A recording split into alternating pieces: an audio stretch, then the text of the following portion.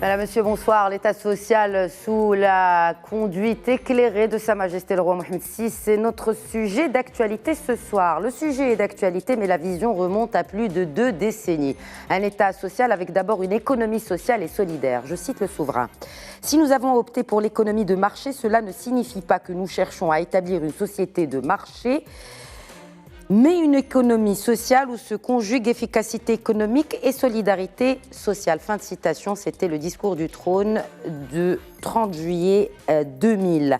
C'est exactement dans cet esprit de solidarité que l'un des chantiers les plus importants de cette 3e décennie du règne du souverain a été lancé en avril 2021, la généralisation de la protection sociale, une étape importante sur la voie de la promotion de la justice et de l'équité sociale.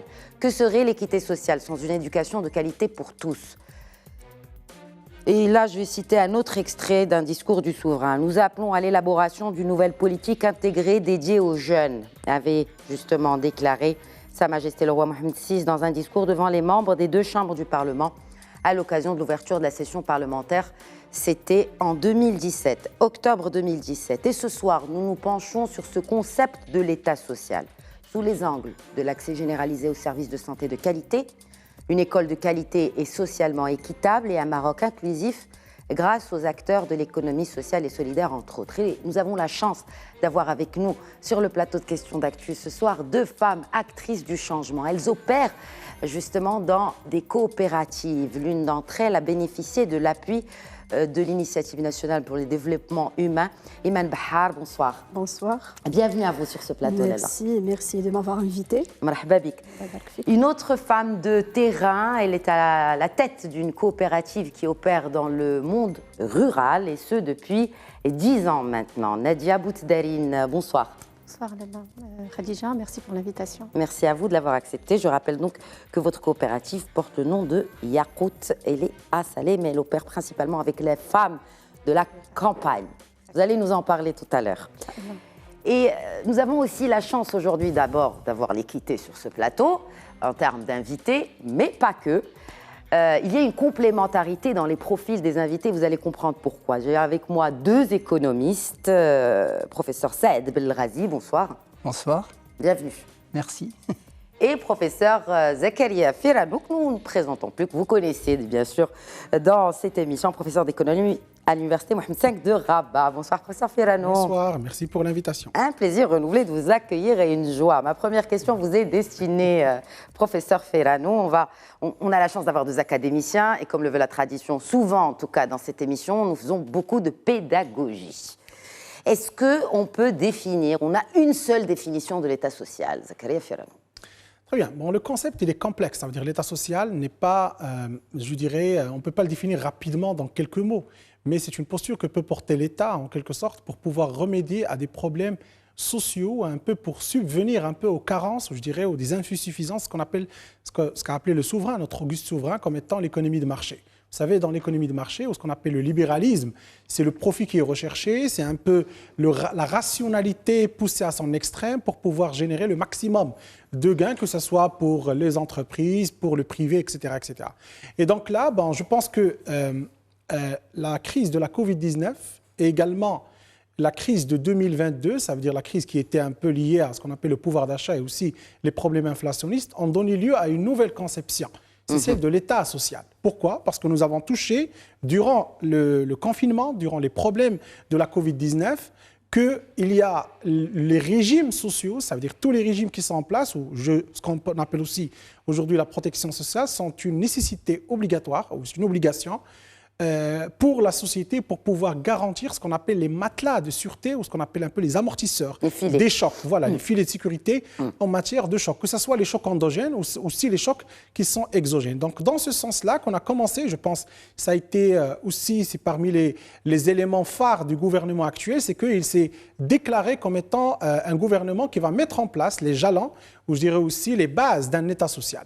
Maintenant, si on peut définir l'État social, c'est quoi ? Pour faciliter la chose, l'État social, il a 4 objectifs. Premièrement, c'est la protection sociale. C'est le chemin que nous avons commencé à creuser aujourd'hui, qu'on est en train de mettre en place et qui va se mettre de façon très rapide. On est sur le chemin. Et graduel. Yes. Il y a d'abord la protection de la couverture médicale Et puis après, les allocations qui vont il y a suivre, tout le Inch'Allah. volet, il y a tout le pilier, c'est 4 piliers l'État social, donc il faut partir dans les 4 piliers. Il y a tout un chemin à faire, je ne pense pas que ça va être uniquement fait ou réalisé au niveau de notre gouvernement, c'est tout un chemin qu'il faut faire. Premièrement, c'est la mise en place de la protection sociale qui va garantir la dignité pour les citoyens, que ce soit sur le plan sanitaire, sur le plan des régimes de retraite, sur le plan aussi des problèmes de chômage, etc. Et donc ça, c'est le volet 1. Le volet 2, c'est ce qu'on appelle le droit du travail. Ça veut dire qu'il faut que l'État social garantisse ce qu'on appelle une équité et aussi une égalité en matière de droit de travail. Et donc là, il y a tout un chantier à mettre en place. Vous savez que les problèmes du marché de travail, les problèmes du droit de travail, de l'applicabilité de ce droit de travail posent énormément de problèmes, mais c'est un chemin aussi qu'il faut commencer. Il y a un troisième élément très important, c'est ce qu'on appelle, nous, les différentes politiques économiques et différentes politiques sociales qu'il faut mettre pour pouvoir donner un élan à l'emploi. Parce qu'un État social est un État qui permet aussi d'augmenter l'employabilité de ce qu'on appelle les agents économiques et surtout pour résorber un peu les problèmes de chômage. Il y a aussi un quatrième volet qui est très important, c'est les problèmes de ce qu'on appelle les régimes de retraite et aussi des aides à ce qu'on appelle le chômage ou la perte d'emploi. Ça ne rentre pas dans le premier pilier? Non, c'est un pilier à part dans l'État social. Pourquoi? Pour une simple raison, c'est que lorsqu'on parle de la protection sociale, nous l'avons élargi sur le fait qu'il faut avoir un système de couverture parce que c'est fait par l'État. Mais dans les pays un peu qui sont libéraux, si je peux dire ça, le régime de retraite, il sort un peu parce que c'est une question de gestion. Est-ce que c'est une gestion active ou passive de la retraite, des problèmes de chômage, etc. Mais si je prends un peu, ça c'est un peu la définition de Thomas Piketty, si on prend les 4 piliers, c'est les 4 piliers qui forment un peu ce qu'on appelle l'État social. Maintenant, si je veux faire l'état actuel de la chose au niveau du Maroc, je pense qu'on a pris le chemin dans le premier pilier, ça veut dire la protection sociale. On est in the way, ça veut dire on est sur la route, on part sur ça. Les autres volets, il faut aussi donner un élan par des réformes, et surtout pour le troisième volet qui est un peu les politiques économiques et sociales pour pouvoir résorber les problèmes de chômage et d'employabilité. Absolument, absolument. Bon, j'espère que j'étais pédagogique dans ça. Beaucoup, mais jamais assez. Parce que effectivement, c'est un terme et c'est un concept qui est beaucoup galvaudé, notamment avec l'arrivée du nouveau gouvernement qui applique finalement une vision. Peut-être qu'ils ont mis le terme d'État social dessus, mais c'est une vision qui met le capital humain au centre de toutes les politiques publiques. Et qu'est-ce qu'un État social qui ne met pas le capital humain au centre de toute politique publique? Peut-être un complément d'information ou de définition, professeur Saad Belghazi, de l'État social, mais avec la touche marocaine. D'abord, pour moi, c'est un qualificatif qui est donné à l'État marocain. Et donc, c'est un qualificatif qui propose un projet pour l'État marocain. L'État marocain lui-même se définit monarchie constitutionnelle, démocratique et sociale. Je rajouterai patriotique et citoyenne pour citer le discours du souverain à l'occasion du 20e anniversaire de son accession au trône. J'apprécie ce rajout. Alors, l'État social, c'est un projet. Si on regarde en arrière, il y a un siècle, où est-ce que nous en étions? Qu'est-ce qu'il y avait comme État social? Il y avait quelques systèmes, quelques institutions, l'Ahbas. Il y avait surtout des terres collectives, des tribus. Il y avait peut-être 10% de terres melk. Aujourd'hui, les choses ont changé. Tous les citoyens n'ont pas la disposition de moyens de production. Les familles ne sont plus rurales. Nous avons des citoyens qui sont des salariés. Ils sont lancés sur le marché du travail. Et donc, c'est bien que vous ayez rappelé cette question, que l'État social vient compenser les défaillances de la société de marché. Donc, l'État social apporte des institutions pour corriger les défaillances du marché. C'est quoi les défaillances du marché? C'est les risques qui concernent les familles. Les revenus ne permettent plus de couvrir les dépenses. On perd un emploi. Une personne décède. Les orphelins restent. La veuve n'a pas de revenus. Donc, l'État social, c'est ce système, effectivement, de protection sociale qui est basé sur des régimes d'assurance sociale. Et à un moment donné, la question était celle de l'INDH, de lutter contre la pauvreté, de faire une ingénierie sociale. C'était en 2005. 18 ans aujourd'hui, oui. Maintenant, la question, c'est la loi cadre pour la généralisation de la sécurité sociale, avec des échéances qui ont déjà commencé à être rompues. Donc, on a décidé d'avoir généralisé la retraite, généraliser les allocations familiales, avec l'idée que l'allocation familiale sera aussi une allocation, pas uniquement pour les jeunes, mais pour couvrir la pauvreté. Et puis, on va avoir l'indemnité pour perte d'emploi qui va être transformée en une assurance chômage. Exact. Donc ça, si vous voulez, c'est les principaux outils avec l'assurance maladie obligatoire. C'est les principaux outils de cet État social. Comme l'a dit le professeur Ferrano, la question se pose, c'est est-ce que l'emploi actuellement est suffisant? Est-ce que la structure de production, qui est dominée par des très petites entreprises, est capable d'avoir une productivité suffisante pour satisfaire nos besoins? Donc la question qui se pose derrière l'État social, c'est quel État économique peut supporter l'État social? Et là se pose la question des politiques publiques qu'il s'agit aujourd'hui d'évaluer et surtout du travail de terrain. Qu'est-ce qu'on fait sur le terrain pour améliorer les conditions de productivité, de production? Je sais que nous avons des personnes ici qui vont nous parler du terrain. Vous me facilitez la transition, professeur Belghazi. Et j'ai vraiment insisté pour qu'on ait cette complémentarité sur le plateau, parce qu'il y a certes la théorie et les théories économiques et socio-économiques, dont vous êtes des experts, messieurs, mais elles sont expertes du terrain. Donc pour le coup, on aimerait bien avoir un retour sur expérience du vécu de l'État social, Nadia Bouttari. بيان سور ساهم بشكل كبير السوسيال بالنسبه لتحسين الوضعيه الاجتماعيه ديال لي زاديرون اي اوسي لي بينيفيسيير ديال لي كوبيراتيف وديال الصناع. On parle principalement que des femmes, la Nadia? Oui, exactement. Concernant notre expérience, nous, on a 20 filles rurales dans la production, dans la région de Salé. Et nous sommes aussi bénéficiés de l'INDH, le matériel de 2015. C'est grâce à... C'est-à-dire quand vous dites bénéficiaire de l'INDH, le matériel, ils vous ont acheté le matériel, ils vous ont donné les fonds, ou là, comment ça se passe? À 70%, et la coopérative 30%.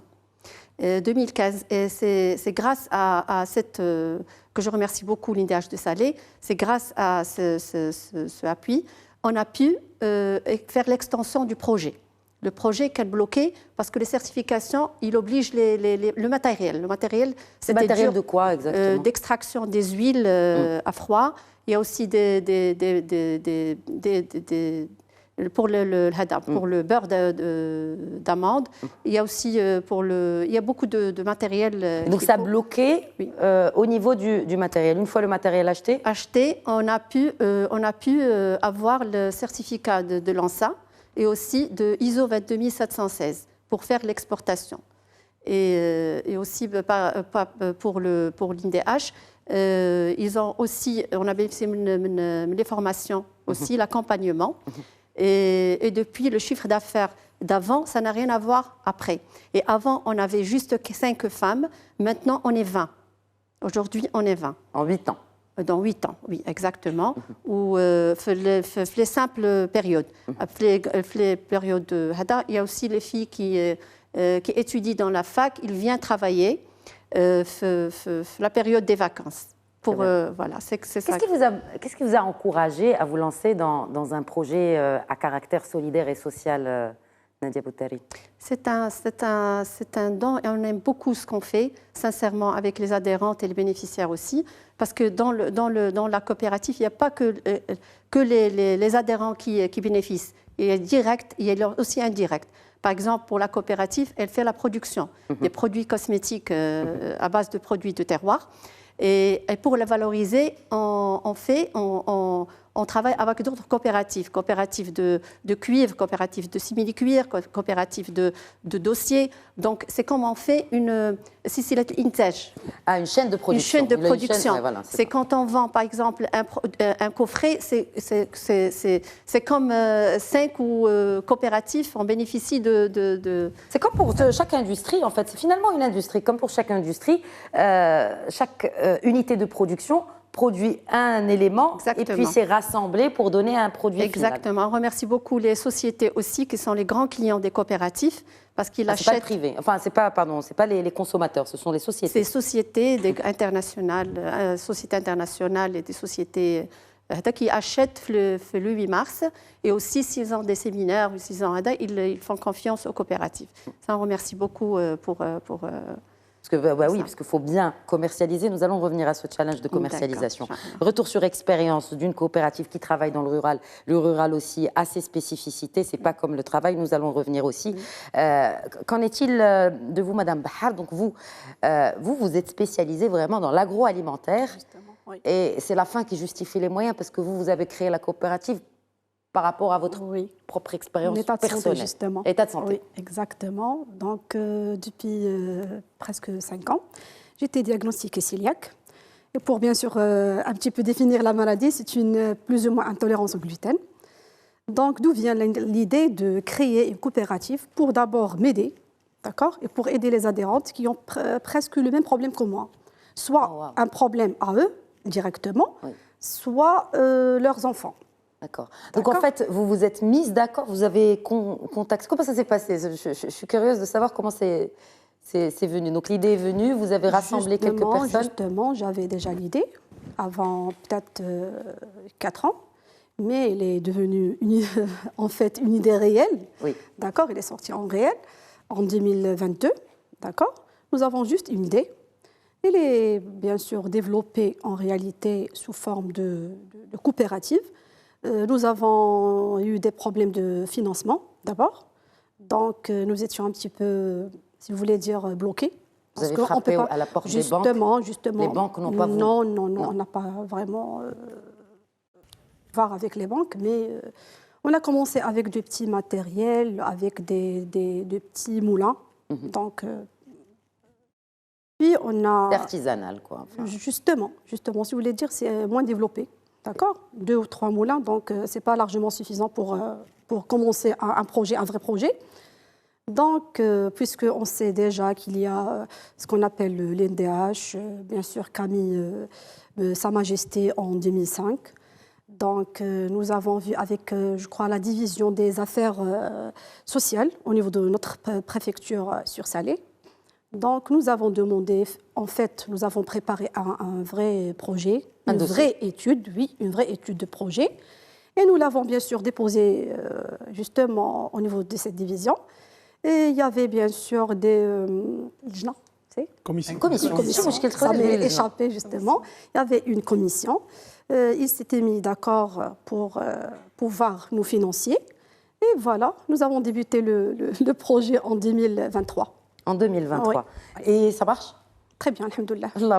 Par rapport au début, bien sûr. Oui, bien sûr. Certainement, certainement. Nous allons revenir aussi aux détails de la gestion d'une coopérative au quotidien, de comment ça marche. Nous allons y revenir tout à l'heure. Alors, on consolide des acquis. Il y a aussi des réformes. Il y a, professeur Ferranou, beaucoup de réformes qui sont en place à même de répondre à ces besoins sociaux. On va commencer peut-être par on va revenir à l'emploi.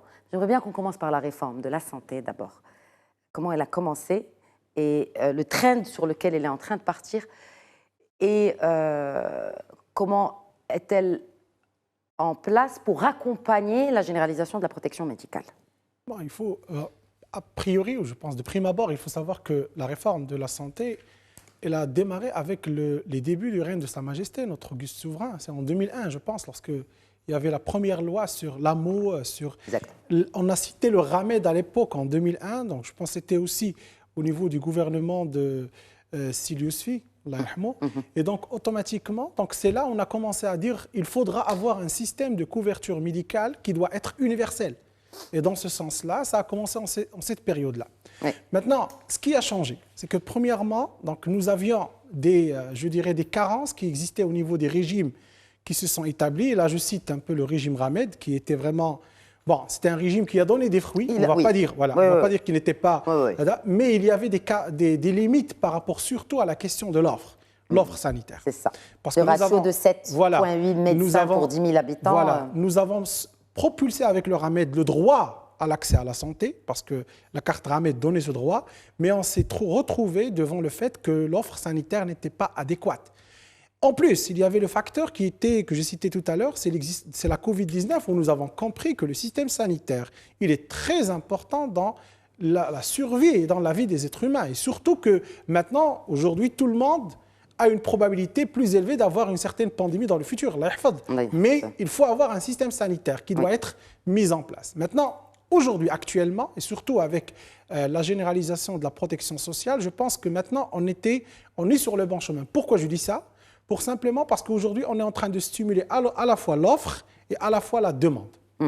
Et moi, je vais plus focuser sur l'offre. Aujourd'hui, nous avons de l'argent qui est casqué, nous avons plusieurs hôpitaux qui sont en train d'être mis en place. Nous avons, je crois que c'est un bijou qui a été inauguré par Sa Majesté à Tanger. À Tanger, absolument. C'est un hub médical, si on peut dire ça. Nous avons aussi des hôpitaux au niveau, le CHU de Rabat qui est en train d'être rénové. Nous avons aussi des universités qui commencent à s'ouvrir en matière régionale au niveau de la formation hospitalière pour arriver à cet objectif de réduire un peu ou d'être en norme, je dirais, des taux d'encadrement des médecins et aussi des effectifs paramédicaux. Et donc, dans ce sens, je pense qu'aujourd'hui, on est sur le bon chemin parce que à la fois l'offre et à la fois la demande. Il y a aussi le volet demande qui est très important, c'est qu'aujourd'hui, nous aurons une augmentation dans la couverture sanitaire. Il faut savoir qu'au Maroc, le taux de couverture sanitaire était toujours très très bas. On était entre 30 et 40%, ce qui est un chiffre, je pense, qui ne suit pas un peu le développement économique du Maroc. Mais aujourd'hui, avec la généralisation de la couverture, maintenant nous avons à peu près plus que, je pense, à peu près 3 millions qui ont rejoint le système de couverture qui sont gérés aujourd'hui par la CNSS. Et je pense que le chiffre va encore augmenter à cause de ce qu'on appelle la population pauvre qui ne va pas cotiser, qui va aussi rejoindre le système de l'AMO qui est géré par la CNSS. Et donc là, ça va nous permettre d'arriver aux standards internationaux entre 60 et 80% de couverture. Financé par l'État. Voilà, financé par l'État. Là, je peux revenir après parce que ça, c'est un budget qui est énorme. Oui. On parle de 57 milliards de dirhams qu'il faut casquer chaque année dans la loi de finances. Et donc là, je rejoins la question, quel système économique il va suivre un peu, ou quel régime de croissance va permettre d'avoir ces éléments, ce que j'appelle le financement nécessaire pour la protection sociale dans sa globalité, mais aussi pour le système sanitaire en particulier. Il y a également un élément très important, c'est qu'aujourd'hui, oui, on est sur le bon chemin, on est en train de développer le système sanitaire, mais le plus important, c'est de garantir sa pérennité. Pourquoi? Parce qu'en 2012, lorsqu'on a généralisé le RAMED, à l'époque, je pense, on a budgétisé, où il y avait le coût estimé pour chaque bénéficiaire, coût annuel pour chaque bénéficiaire, c'est 618 dirhams par bénéficiaire marocain, mais on n'a pas pu suivre la pérennité en termes de financement. Et donc là, je pense que là où, je ne dirais pas le bât blesse, mais la vraie contrainte ou le vrai défi, c'est pouvoir garantir la pérennité du système sanitaire, de garantir sa fluidité et aussi garantir cette accessibilité. Je pense que les indicateurs aujourd'hui, ou le tableau de bord des indicateurs, il est vert parce qu'on parle de quelques jours pour attendre un scanner, on parle de quelques jours pour attendre un IRM, etc. Il faut continuer dans la même tendance pour que le système sanitaire soit aux pointes. Maintenant, le système sanitaire en lui-même, il est très important, mais les autres systèmes de couverture, ils sont aussi très importants. Parce que garantir la santé, il faut aussi avec ça garantir l'éducation. Et donc là, le chantier de l'éducation, il est aussi très important. Je veux interpeller justement professeur Belghazi aussi sur cette question sanitaire et un volet très important, parce qu'il s'agit d'assurer la pérennité de ce système de santé, mais il y a une gouvernance aussi qui doit être améliorée pour assurer la pérennité de ce système. Un mot là-dessus peut-être.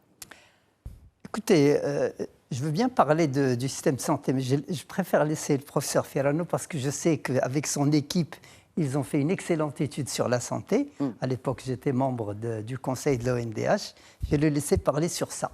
Mais moi, permettez-moi de vous parler de nos participantes aujourd'hui, Madame Bahar et Madame Boutadrine. Et qu'est-ce qu'elles me disent? Qu'est-ce qu'elles m'ont dit? Elles m'ont dit, 1, qu'il y a des idées innovantes. 2, qu'elles sont écoutées, qu'elles reçoivent du soutien. Et ça, pour moi, c'est la base de l'État social. L'écoute de la part des décideurs qui ont des ressources, des solutions. Et la confiance à l'intelligence des personnes. Donc ça, c'est la base de l'État social. On reviendra sur les questions de santé. Maintenant, ce qui me semble vraiment essentiel, c'est la mobilisation des moyens que tous les acteurs qui ont un potentiel d'innovation peuvent faire.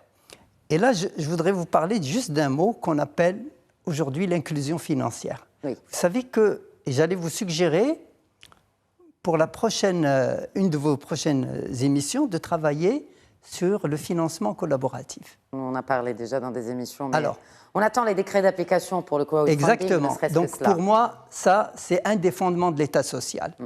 Pourquoi? Ça veut dire amener les gens à travailler entre eux. C'est des mécanismes de financement sociaux. Et utiliser déjà la digitalisation, parce que normalement, il faut une plateforme informatique. Mais surtout, qu'est-ce qu'il y a derrière ces plateformes? Il y a des réseaux de personnes qui ont décidé de travailler entre elles, de mettre en commun un peu de leur argent et de bénéficier d'un levier pour mobiliser les fonds pour développer les petites entreprises. Parce que l'avenir est là. 65% des emplois qui sont créés le sont par des très petites entreprises. En effet. Combien de ressources on donne aux très petites entreprises? Et combien de ressources on donne aux grandes? Il faut, à un moment donné, puisqu'on parle de l'État social, qu'on s'interroge sur la manière dont l'État soutient le monde productif. Finance. En termes de financement, vous dites? Parce que si vous dites dans quel sens l'État soutient ce tissu productif l'État, il finance de TPE et d'autres petites structures. Est-ce que c'est en termes de quoi? D'accès au financement? Oui, d'abord en termes d'incitation. Bon, vous savez, dans la Charte des investissements, ils ont décidé qu'il y aura un volet réservé aux très petites entreprises. Le volet pour les grands peut donner une aide qui est plafonnée jusqu'à 30% d'un projet. Donc c'est extrêmement important. Oui. Et donc c'est un énorme levier. Comment on va mobiliser ce levier pour les très petites entreprises? Là aussi, on attend la sortie des décrets d'application. Oui, pour la charte de l'investissement, tout à fait. Ça ne saura tarder selon les dires du ministre de l'Investissement.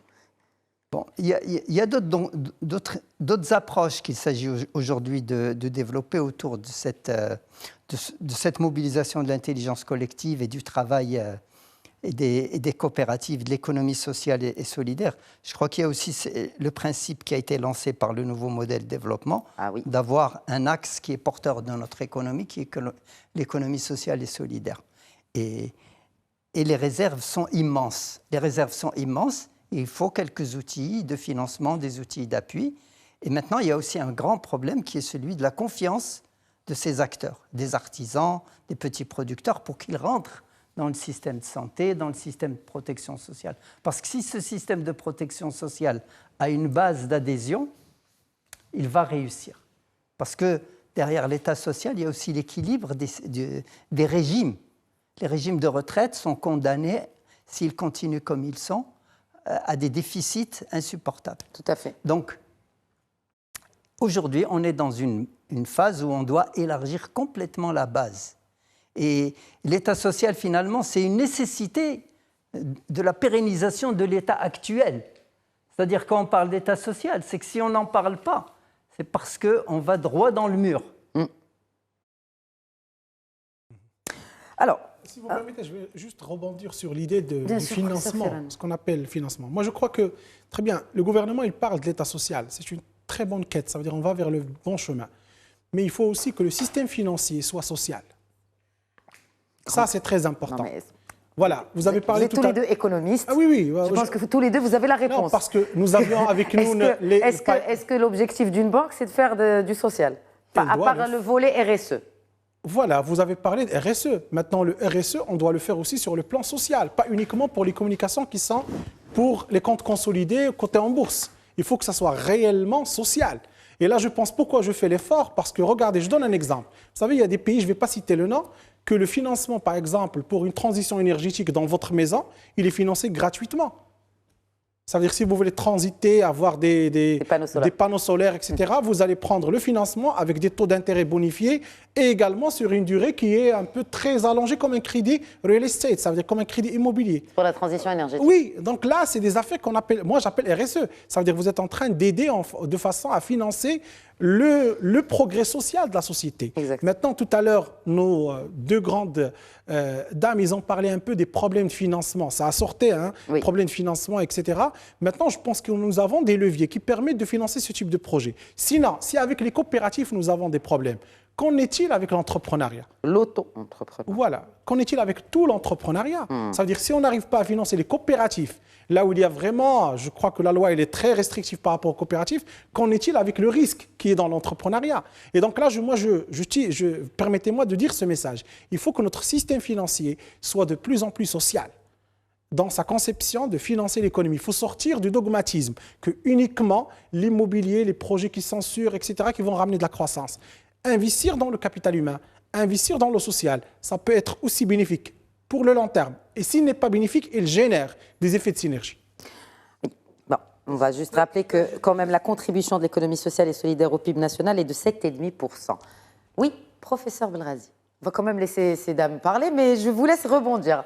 Je sens que le sujet vous interpelle, parce que vous avez parlé d'inclusion financière, et c'est un des... Vraiment, ça représente vraiment un challenge majeur pour cette création de valeur et pour cette économie, pour supporter cet État social. Ouais, juste pour dire, il y a des personnes qui ont des difficultés à faire une petite épargne.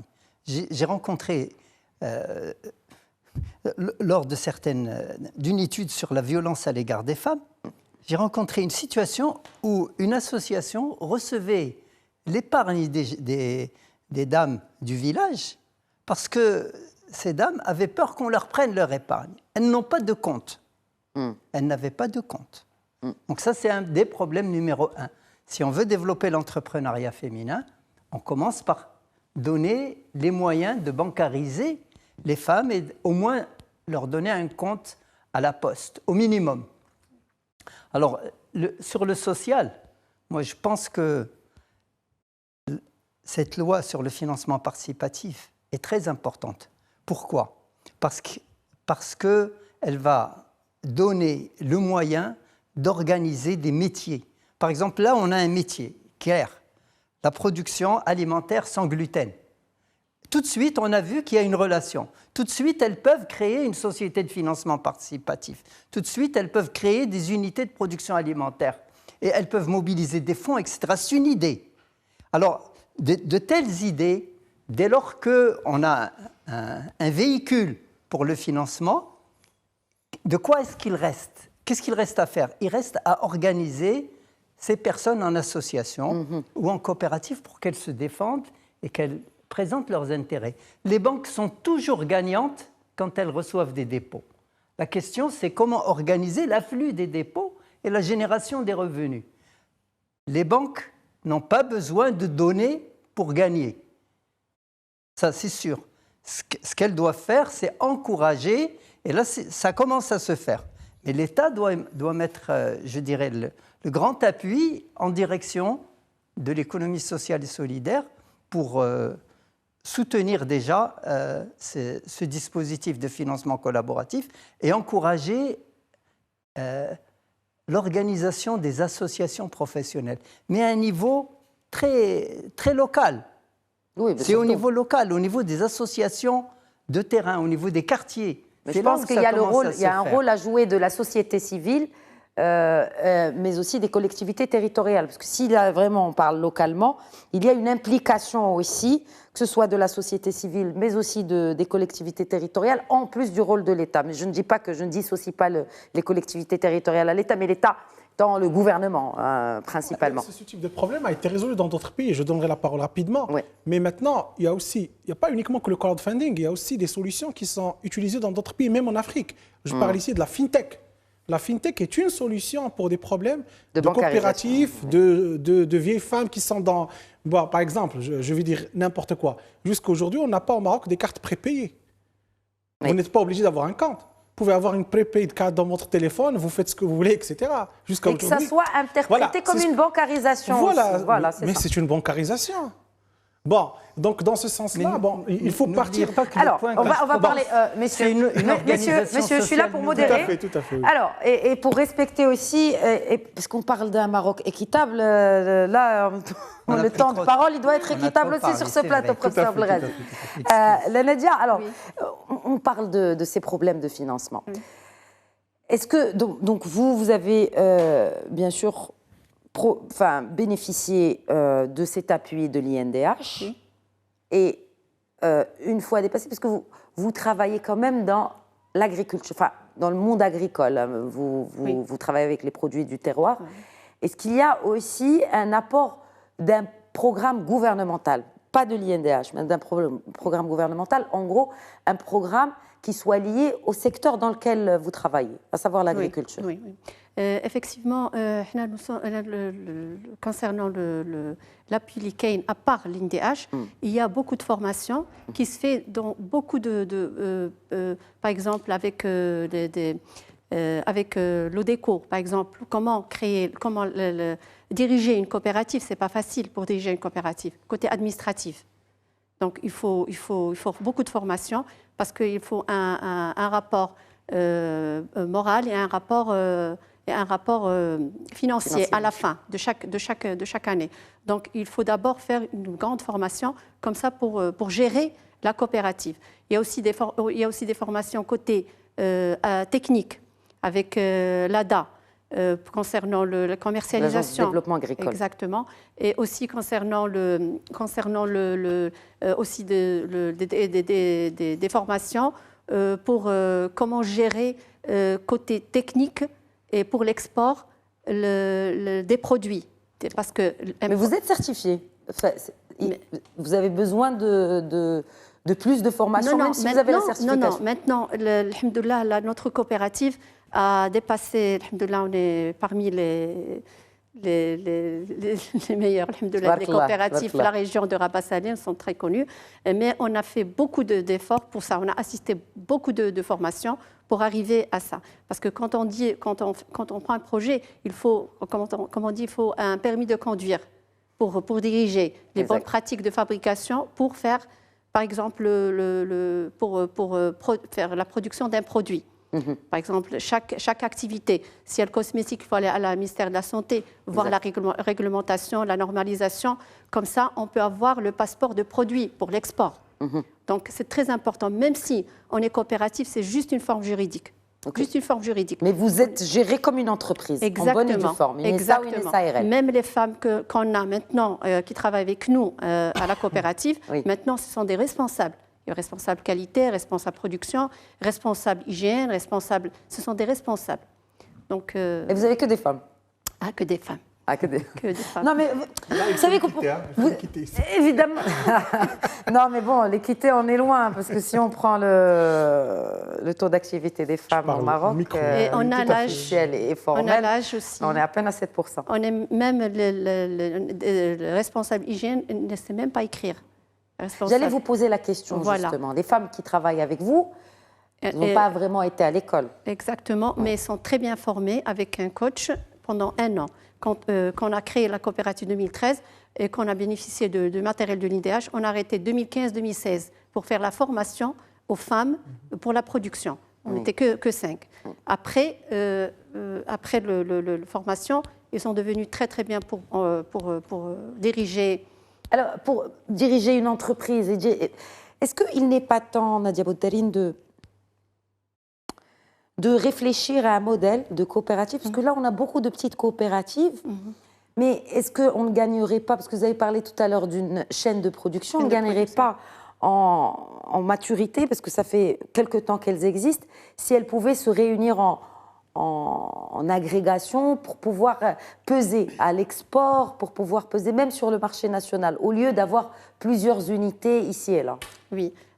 Concernant les coopératives qu'on a maintenant, par exemple, moi je fais par exemple la production par exemple d'une crème. J'ai besoin d'huile par exemple d'huile de sésame.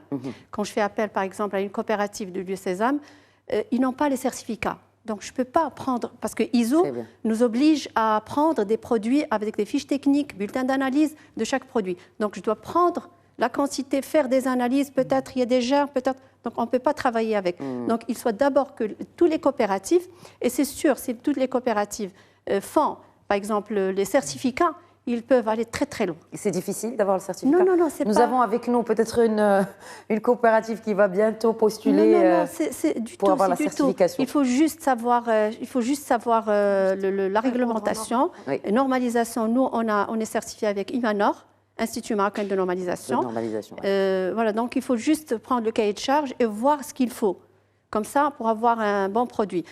Et aussi pour faire des produits marocains et les vendre aux consommateurs marocains et l'export aussi, faire un produit Made in Morocco. Made in Morocco, et là, c'est là où les marchés solidaires aussi ont joué un grand rôle pour la commercialisation des produits. Exactement. Concernant comme Sa Majesté il a pensé à l'INDH pour le matériel, ils ont très bien, ils ont pensé aussi à la commercialisation. Et c'est le marché solidaire.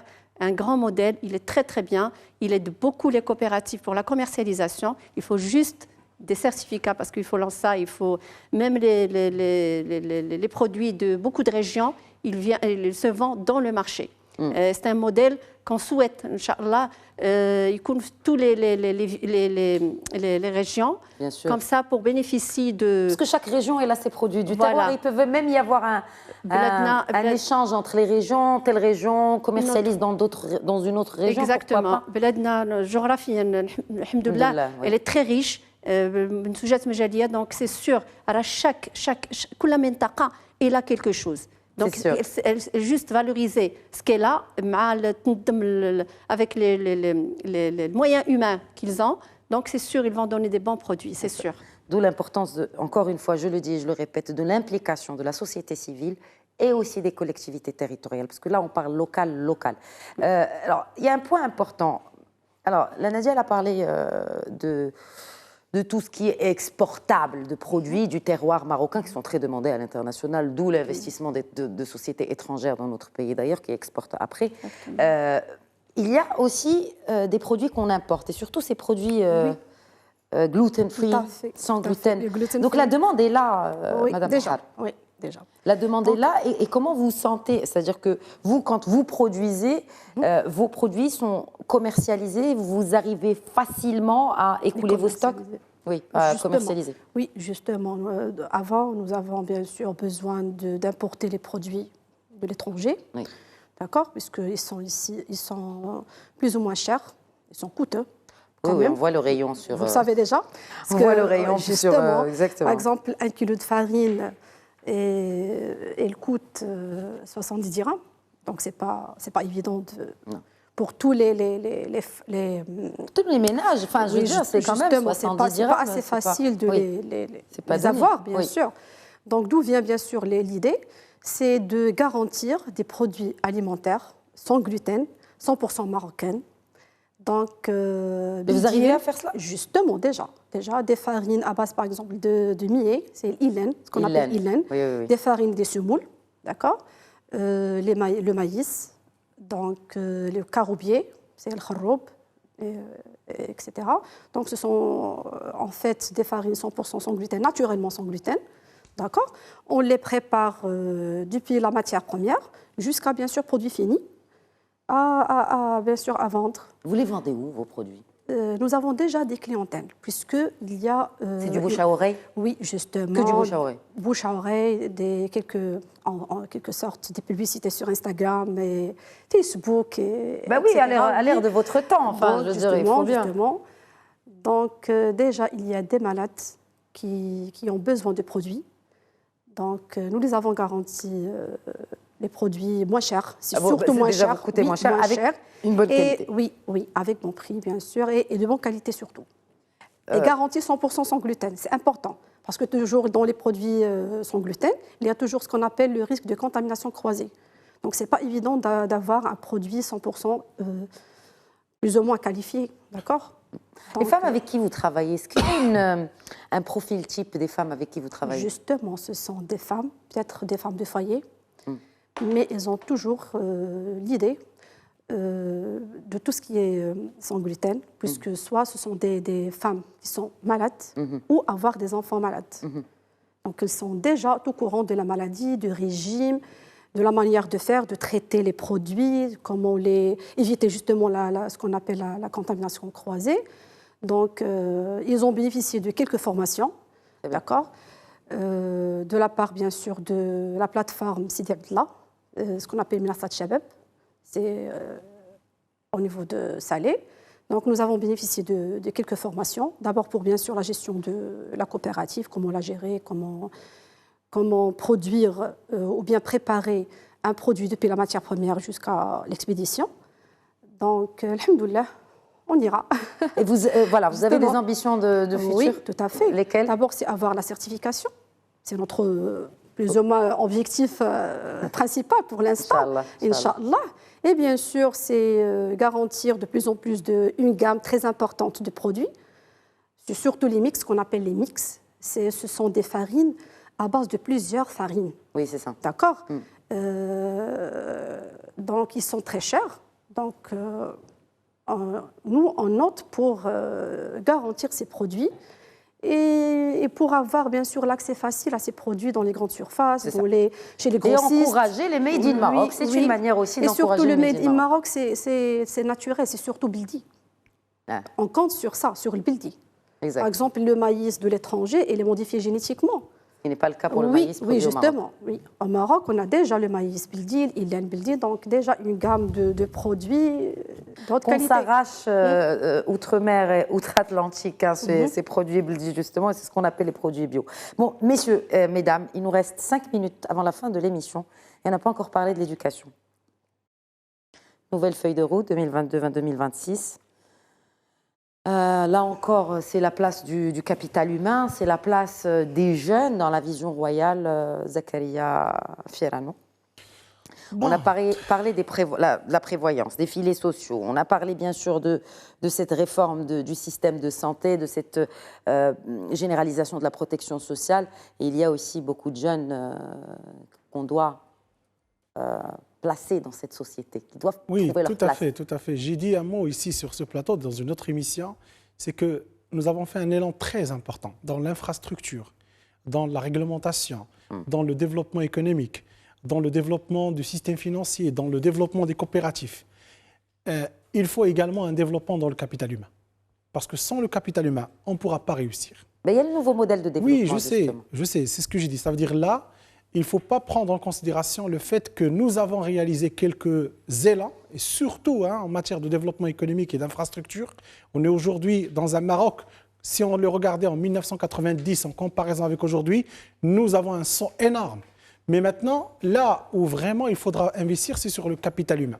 Maintenant, l'éducation, c'est la première porte. Pas uniquement que l'éducation primaire, secondaire et aussi, je dirais, universitaire, mais également en formation professionnelle. Voilà. Et donc là, je pense que là, c'est un travail qui n'est pas un travail uniquement d'un gouvernement, c'est un travail sur des années, parce que c'est des générations qu'il faut préparer.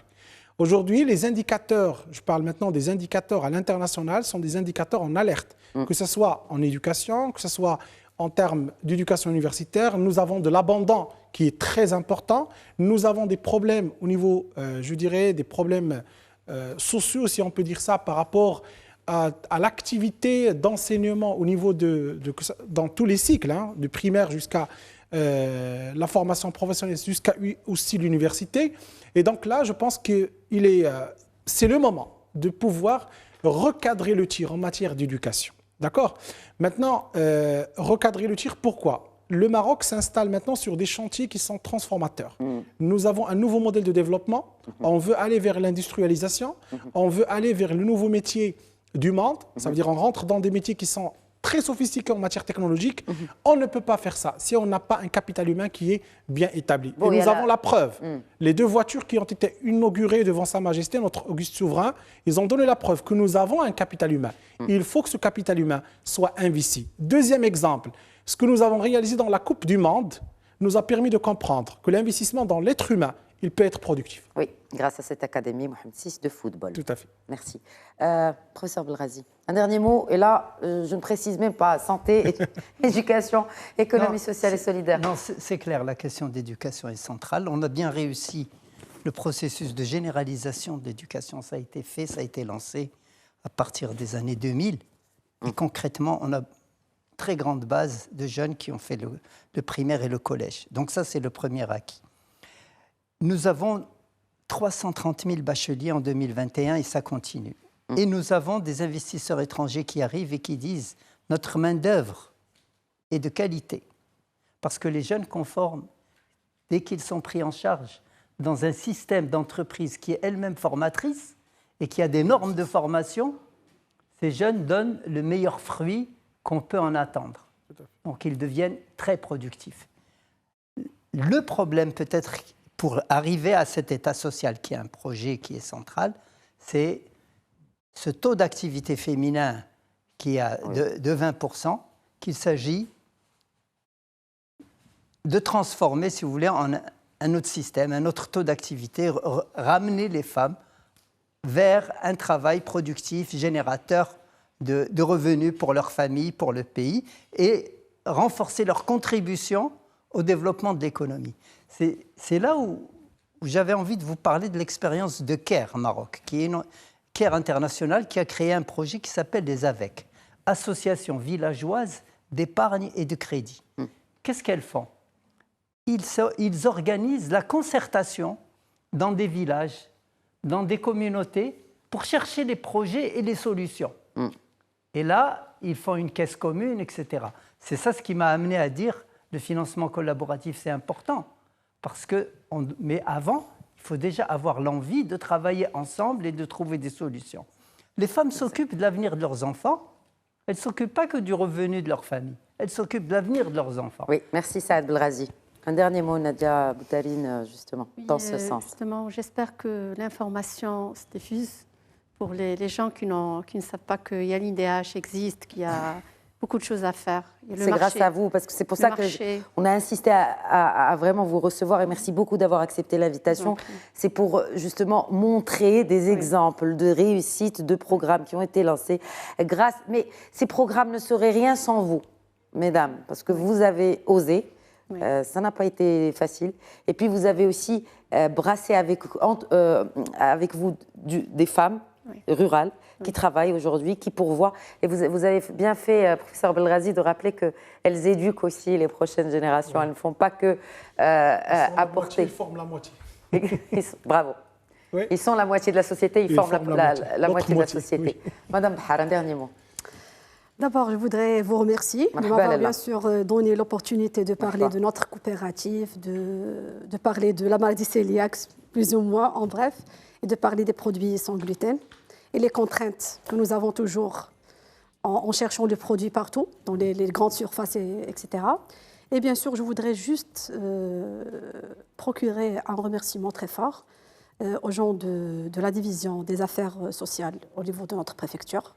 Salé, au niveau de Salé, et bien sûr d'abord pour la subvention financière et surtout pour l'accompagnement. J'insiste sur ça parce que l'accompagnement pour une coopérative nouvellement créée, c'est très important. Merci beaucoup, Iman Bahar. Et puis, j'espère vous recevoir encore une fois sur ce plateau quand vous aurez la certification, que j'espère va être là pour bientôt.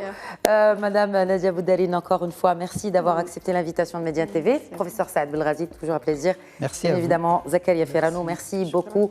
Bien évidemment, le sujet demande beaucoup plus d'analyse et de débat. Mais en tout cas, j'espère qu'on a fait le tour de la question. Merci à vous pour votre fidélité à Question d'Actu. Très bonne soirée.